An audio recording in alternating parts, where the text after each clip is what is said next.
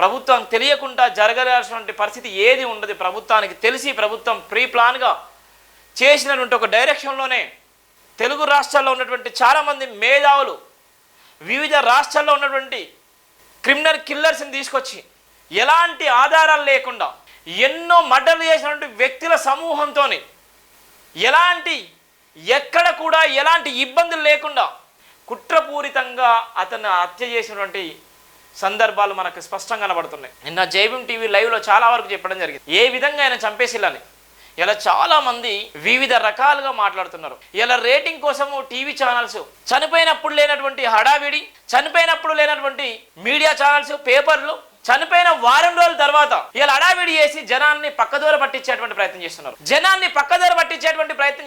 చనిపోయినటువంటి సందర్భంలో లక్షలాది మంది ఆయన భౌతికాన్ని సందర్శించి లక్షలాది మంది ఆయన అంతిమయాత్రలు పాల్గొన్నప్పుడు ఎక్కడ పోయిన మీడియా ఛానల్స్?